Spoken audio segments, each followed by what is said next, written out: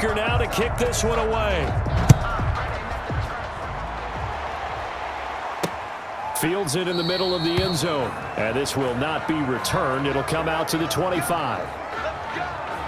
Here's the Philadelphia offensive unit now as they head out to take over possession. And let's face it, this drive is not going to have any bearing on this game, but it's kind of important for one reason, isn't it? It certainly is. You got to get points. And, okay, all right, I'm being facetious here, but you get points, you feel a little bit better about yourself as you move on to the next one. Jeffrey reels it in over the middle. 7 yards, the pickup on the pitch and catch.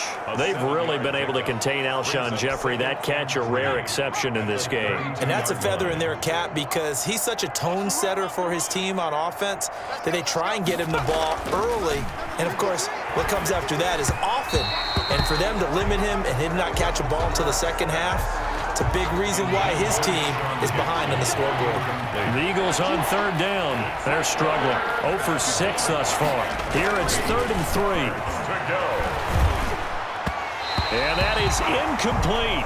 Has to be a little bit of frustration there. Back-to-back incompletions. Receivers blanketed on both attempts, this time on 3rd down.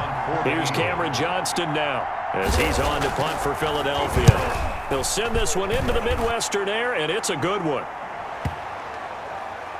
Oh, trying to gauge the sun, and he muffs it. And it's picked up by the Eagles.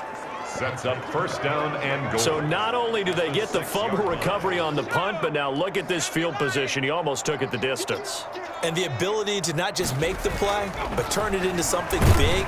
Under pressure, down he goes. Sacked at the 10. Jalen Hurts sacked. A loss of 4 yards. This has been a tough one for this offensive line. It appears almost like they've been on roller skates this entire game, the way they've been pushed around. 6 sacks given up in this one. Moved back to the 10. They'll try on 2nd and goal here. Hurts. And his throw is incomplete. He was looking for his tight end, Richard Rodgers, that time. But now it's 3rd and goal. It's 3rd down and goal from the 10-yard line. Throwing is Hurts. He can run for it, and he will.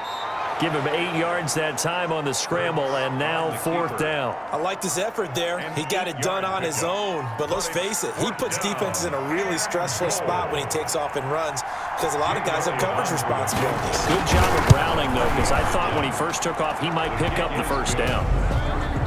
Makes the score Chiefs 49, Eagles 3. Well, it's a Pyrrhic victory at best, but, Charles, no team wants to get shut out, so it's hard to blame them for taking the 3 there. You can't blame them one bit. It hasn't been the best performance, that's for darn sure. But there is something to be said for fighting to avoid the goose egg, and they're at least trying to finish out strong. And they'll start this drive just across the 30. Pretty nice work on the return. 31-yard line.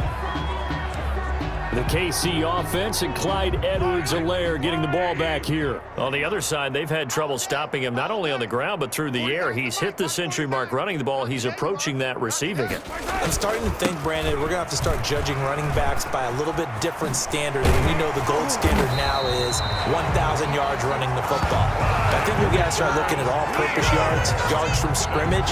That's probably a better measure of what you're getting from these backs because look at the game we're getting here. He's run it well, but overall his damage has been done catching it. Yeah, and I'm curious to see if that will continue. And some strong running. And just no chance of turning the corner. He can only get back to the line of scrimmage. 2nd and 10 coming up. I know that speed is the hallmark of today's NFL game, but the key to good rushing defense is still having your linebackers set the edge. They'll try and run some clock here as they keep it on the ground. And he'll work it across midfield inside the 45.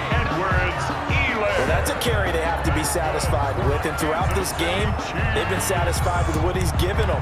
Whenever they've needed a big run, a 1st down, he's the guy they've turned to, and it doesn't matter what the defense thinks. They feel like they've got the confidence to keep handing it to him and keep picking up good yardage. Mahomes now on 1st down. And he's got his receiver. That's Sammy Watkins. And he's going to get this inside the 30. Another big hitter there. this one good for 18. There's a beautiful throw there, and he's been sensational the entire game, moving it around, spreading it, hitting the right guys. And look, under normal situations, partner, I would expect him to come out of the game now. They've got it in hand. But you and I have been around this league a long time, and every time we ask head coaches about it, hey, why don't you take your quarterback out when the game's in hand? They just kind of give us that look like that's what he's paid to do. So it's a very unusual situation. I'd want him out. They tend to leave him in. And nearly picked it off. He had a chance to come down with that in the end zone, but it'll wind up just being incomplete. Once again, they'll come up on the 26-yard line, 2nd and 10. Mahomes going to throw it here. And he almost intercepted it. They haven't picked a ball off yet. That probably should have been their first. And it's 3rd down now. Up a 3rd down and 10 yards to go. Now it's Mahomes again.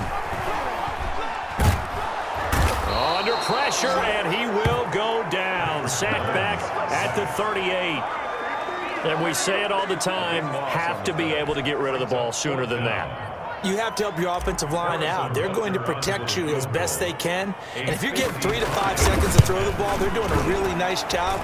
But when you hold it and give up a sack, you're really almost discrediting their work. Makes the score Chiefs 52, Eagles 3. So it's 3 more points, and that widens this thing out even further here in the 4th. And you know in this league, you can never have enough points. But this widens it out, as you said. And now it's all about ball control, isn't it? After the field goal, here's Butker to kick it away. He was solid on the field goal, but not as solid on the kickoff there. And that'll put him at the 40-yard line to start this drive. And that drives coaches insane, doesn't it? When they see that happen, it just doesn't feel right, does it? Plus, you're giving up yardage. On 1st down, Hurts. Eluding the pressure right. And taking it across midfield and inside the 45. A nice job there on the escape and scramble. A 1st down, a 16-yard gain. 1st down, Eagles. Squeeze, double. 53's the mark. 53, check 53. Out of the gun, they'll look to throw. This short throw caught by Goddard. And they'll get him down after a pickup of 8, 2nd and 2. A good pickup there, 8 yards on the 1st down completion. And on the catch right side, this is Sanders. And they'll be inside the 35 now at the 34-yard line. It's From the 34 now, here's 1st and 10. 1st down. A big offensive explosion helped leading them to victory. And the defensive guys, they're just saying, hey, put those points up every week. We'll just keep winning. They will gratefully accept them, won't they? It makes their job that much easier when they're scoring that many points. Allows them to play with a totally different style and a different flow.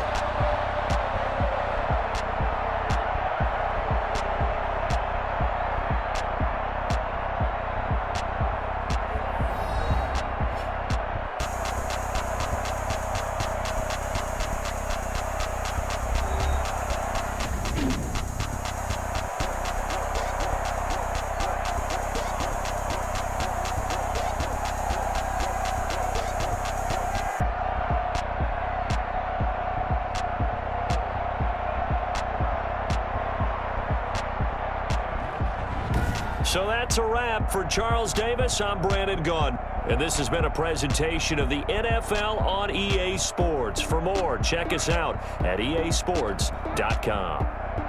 With that, we say so long from Kansas City. Let's hit the post-game tailgates and grab some of that barbecue. Yeah, BBQ.